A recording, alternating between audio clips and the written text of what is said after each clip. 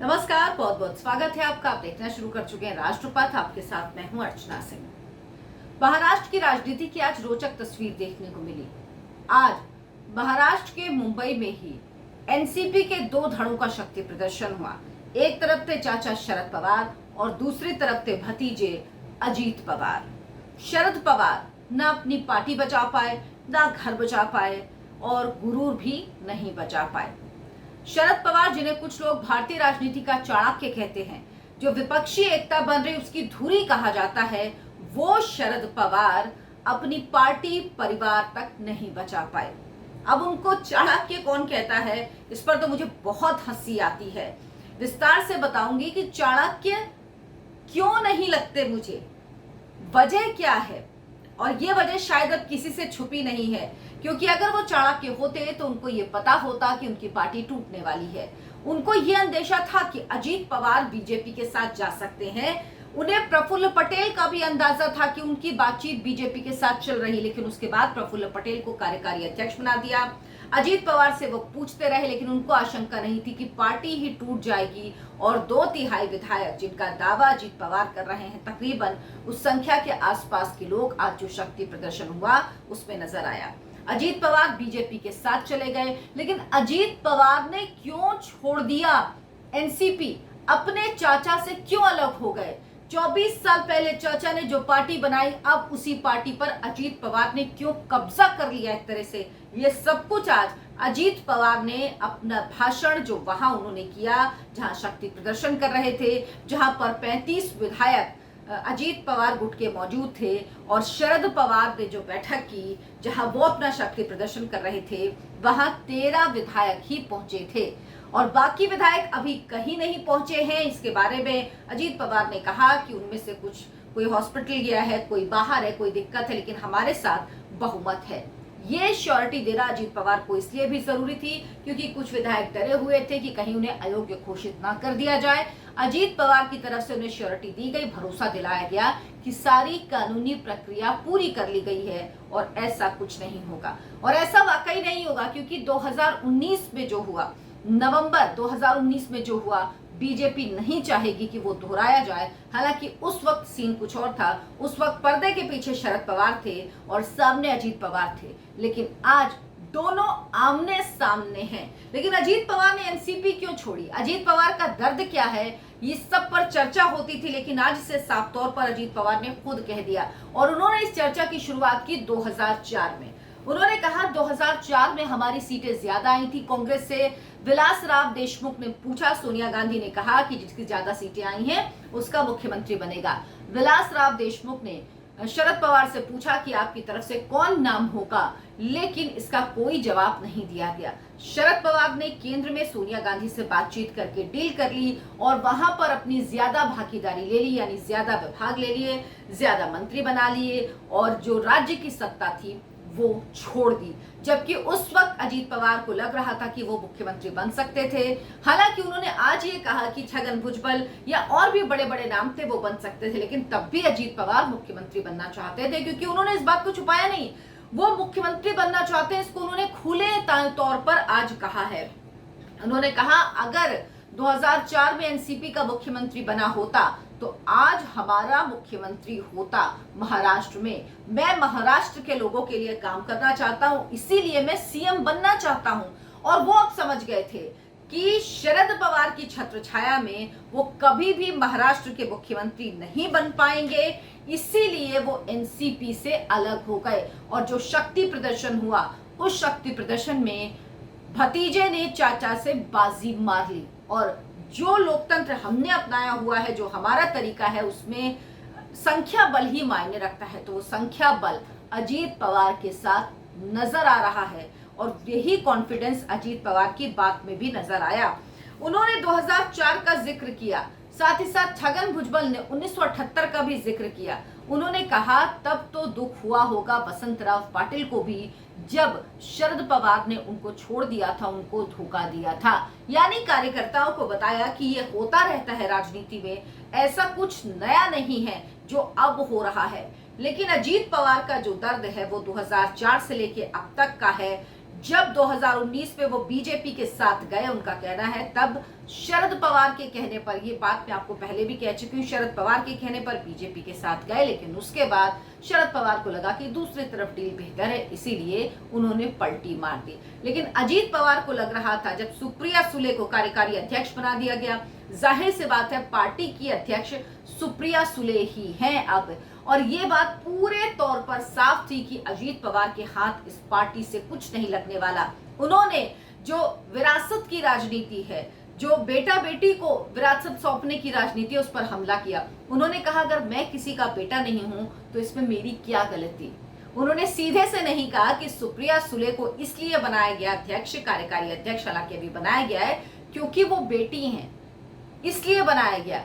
उन्होंने इस पर ही हमला किया, हालांकि उन्होंने सीधा नाम नहीं लिया, लेकिन वो यही बात कह रहे थे कि अगर मैं बेटा होता तो वो विरासत मुझे मिलती, लेकिन मैं नहीं था, इसीलिए मुझे नहीं मिली वो विरासत। और आज जो शक्ति प्रदर्शन हुआ उसमें जो लोग विपक्षी एकता की बड़ी उम्मीद लगा के बैठे थे, उन्हें शरद पवार से पूछना चाहिए कि वो चाणक्य जिन्हें यही पता नहीं लगा कि उनके सामने ही उनकी पार्टी निकल गई, उनकी पार्टी खत्म हो गई, अजीत पवार के साथ चली गई और अजीत पवार ने पूरा गेम जीत लिया।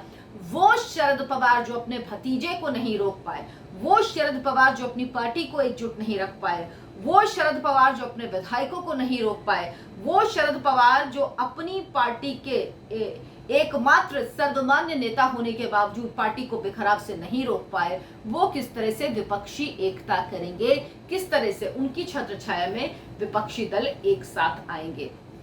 शरद पवार के बारे में अजीत पवार ने कहा कि वो हमारे लिए मान्य हैं, हमारे लिए बहुत रिस्पेक्टेबल हैं, हम उनकी बहुत इज्जत करते हैं, लेकिन उन्हें रिटायर हो जाना चाहिए। अब अजीत पवार का दूसरा दर्द है, यानी पहला दर्द ये था कि उन्हें लग रहा था कि किसी तरह से उन्हें मुख्यमंत्री अगर 2004 में बनाया जाता तो आज एनसीपी की स्थिति कुछ और होती और आज मैं फिर से मुख्यमंत्री बन सकता था, लेकिन ऐसा नहीं हो पाया। दूसरी बात उन्होंने कही कि अब शरद पवार को रिटायर हो जाना चाहिए। शरद पवार रिटायर होंगे, अजीत पवार जानते हैं कि अगर शरद पवार रिटायर हो गए हो तो भले ही सुप्रिया सुले उनकी बेटी थी, लेकिन जो संगठन है वो अजीत पवार के साथ है। अजीत दादा को लोग नेता मानते हैं, कार्यकर्ता उनका बहुत सम्मान करते हैं, जमीन से जुड़े हुए हैं अजीत पवार, जो सुप्रिया सुले नहीं। सुप्रिया सुले की भूमिका आप इतनी कह लीजिए कि बस इतनी है कि वो एक सांसद के तौर पर काम कर सकती हैं, लेकिन पार्टी चलाना, संगठन चलाना, उसमें एक सर्वमान्य नेता होना, उसमें आप समझ लीजिए पवार विरासत से अगर शरद पवार के बाद कोई आते हैं तो वो अजीत पवार ही थे। इसीलिए अजीत पवार को लगता था कि शरद पवार अगर रिटायर होंगे तो उसके बाद वो जगह अजीत पवार को ही मिलेगी। इसीलिए अजीत पवार ने कहा कि आपने इस्तीफा, जो अभी कुछ दिन पहले शरद पवार ने इस्तीफा दिया था, कि आपने इस्तीफा क्यों दिया था, इस्तीफा दिया उसके बाद सुप्रिया सुले को अध्यक्ष बना दिया, तो ये सब नाटक क्यों किया। कुल मिला के अजीत पवार का दर्द है। अजीत पवार ये कह रहे हैं कि मुझे मुख्यमंत्री नहीं बनाए, वो पार्टी का जिक्र कर रहे हैं, वो कह रहे हैं कि पार्टी जो आगे बढ़ सकती थी, नेशनल पार्टी थी, वो रीजनल पार्टी हो गई है, पार्टी आगे नहीं बढ़ रही थी, ऐसा क्यों हो रहा। और ये बात वाकई सही है। आप देखिए पूरा एनसीपी की स्थिति देखिए, एनसीपी वो पार्टी जो क्षेत्रीय पार्टी सिर्फ मुंबई, और मुंबई में भी एक सीमित रीजन की पार्टी है, एक सीमित रीजन से वो आगे कभी बढ़ ही नहीं पाई, कभी उसके सांसद अजीत पवार ने कहा 10 तक नहीं पहुंच पाए, स्थिति ये है। और हम लगातार कमजोर होते गए। लेकिन सबसे बड़ी विडंबना आप देखिए, मतलब मैं तो कभी कभी सोचती हूँ कि ऐसा कैसे संभव है कि एक पार्टी छोटी होती गई और नेता बड़ा होता गया। शरद पवार ने करिश्मा किया, उनकी पार्टी लगातार छोटी होती गई, लेकिन शरद पवार का कद लगातार बढ़ता गया। ये किस तरह से हुआ। और जब कोई पार्टी सीमित हो रही है तो उसका नेता कैसे बड़ा हो सकता है। आप बीजू जनता दल के हैं नवीन पटनायक, उनकी बात कीजिए, मेरे ख्याल में 5 बार वो चुनाव जीत चुके हैं अगर सही हूं तो, और अपने दम पर चुनाव जीते, सरकार बनाए, मुख्यमंत्री बने हैं 5 बार के। आप ममता बनर्जी की बात कर सकते हैं, 3 बार खुद से मुख्यमंत्री बनी है वो। ये लोग कहीं बड़े नेता हैं शरद पवार से, लेकिन शरद पवार इन्होंने अपनी पार्टी को अपने दम पर जिताया है, अपने दम पर मुख्यमंत्री बने, अपने दम पर अपनी सरकार लेकर आए हैं। अपनी पार्टी के लिए, अपने विधायकों के लिए, अपने लोगों के लिए खुद वोट खींचने की ताकत रखते हैं, लेकिन इनसे कहीं बड़ा कद शरद पवार का हो गया, जो पूरे महाराष्ट्र के भी नेता नहीं हैं, जो महाराष्ट्र के एक सीमित रीजन के नेता हैं, और वहां से कभी उनकी पार्टी आगे नहीं बढ़ पाई, बल्कि उनकी पार्टी पीछे ही चलती चली जा रही थी। शरद पवार महाराष्ट्र की राजनीति के राजनेता से बड़े एक अच्छे सौदागर हैं। वो सौदा करते हैं जहां पर उनको फायदा मिले। यही उन्होंने 2019 में किया, जब देवेंद्र फडणवीस और अजीत पवार ने शपथ ली मुख्यमंत्री और उप मुख्यमंत्री पद की, लेकिन उन्हें लगा कि सौदा ज्यादा अच्छा महाविकास आघाड़ी के साथ जाने में है, और वो तुरंत पलट गए। इससे पहले 2017 में जिस तरह से अजीत पवार ने जिक्र किया कि बातचीत हुई थी बीजेपी के साथ जाने के लिए, उसके बाद बैकआउट कर लिया। अब जो सरकार बची थी महाराष्ट्र में 2014 में, वो एनसीपी की वजह से बची थी। उस वक्त एनसीपी ने साथ दिया था, तभी बीजेपी की सरकार बच पाई थी।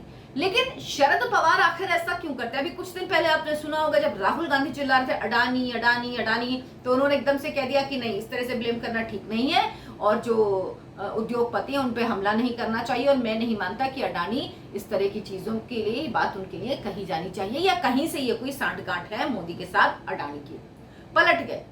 सौदेबाज बेहतर हो सकते हैं, लेकिन मैं हमेशा से मानती हूं कि शरद पवार जैसे नेता भारतीय राजनीति के लिए बेहद खतरनाक है।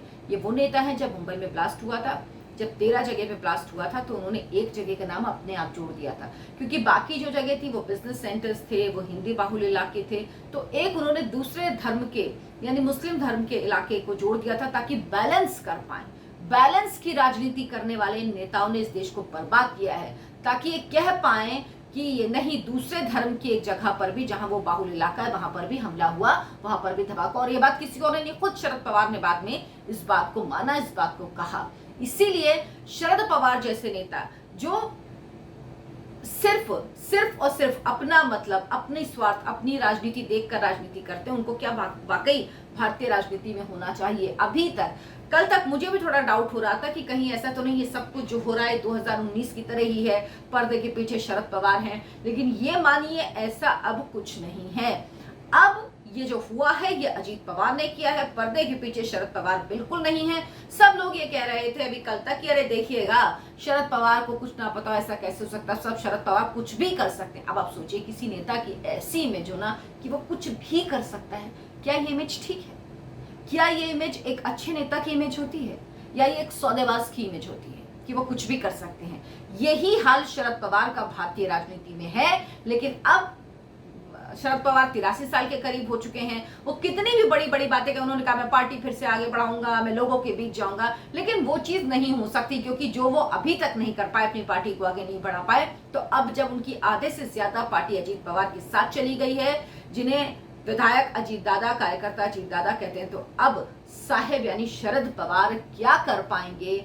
ये बहुत मुश्किल है कि यहां से वो पार्टी को वापस ला पाएंगे, क्योंकि सुप्रिया सुले में वो ताकत नहीं है। आपने देखा उनका संबोधन भी जो था, उसमें उन्होंने अजीत पवार के संग ऐसा कुछ नहीं कि पार्टी को लेके या कोई बड़ी बात कही, वो बातें भी जो कहती रही बड़ी बचकाना थी।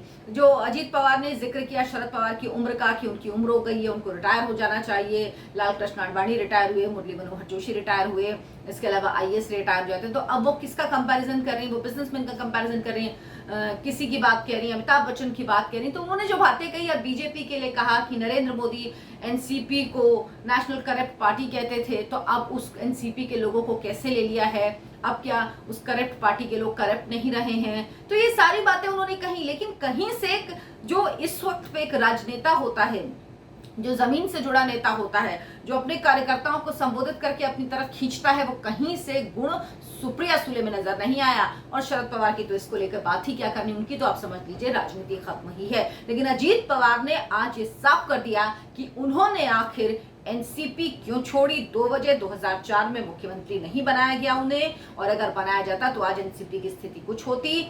इसके अलावा कहीं ना कहीं जो शरद पवार रिटायर नहीं हो रहे हैं, पार्टी पर से अपनी कमान नहीं छोड़ना चाहते हैं, चाहते हैं कमान उनके हाथ में रहे, क्योंकि वो कमान वो अपनी बेटी को सौंपना चाहते हैं। उन्होंने कहा जबकि मैं किसी के बेटा नहीं हूं, मैं किसी की, तो क्या इसमें मेरी गलती? तो ये साफ कर देता है कि अजीत पवार का दर्द क्या है और क्यों उन्होंने एनसीपी छोड़ी। लेकिन ये समझ लीजिए, इस पावर गेम में चाचा को भतीजे ने मात दे दी है। और अजीत पवार शरद पवार से कहीं आगे निकल गए हैं। जो शरद पवार ने किया था अब वही उनके साथ उनके भतीजे ने भी कर दिया है, यानी इतिहास खुद को दोहरा रहा है। मेरे वीडियो को लाइक करें, शेयर करें और चैनल को सब्सक्राइब जरूर कर लें। नमस्कार।